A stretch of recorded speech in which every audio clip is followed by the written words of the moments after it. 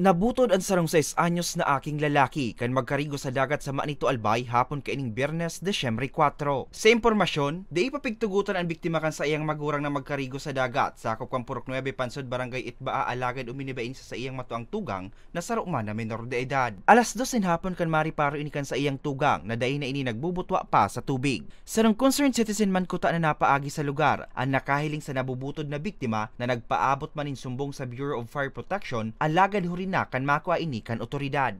Pigdalagan pa siya sa Manito Municipal Hospital. Alagad ipigdeklarang dead on arrival.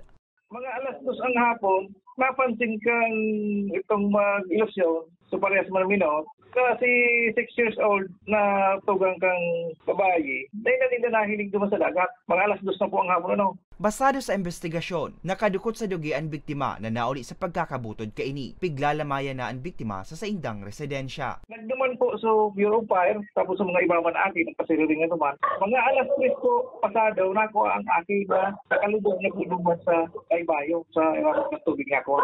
And sabi ko ng Bureau of Fire na nakalubog so bitis sa dugi. And unconscious na po. Nagpagiramduman ang Manito MPS sa publiko, urong na sa mga magurang na maigot na bantayan ang sa indang minor de edad pang mga aki, ngani maiibitaran mga ini sa peligro para sa mga baretang Tatak Bicol.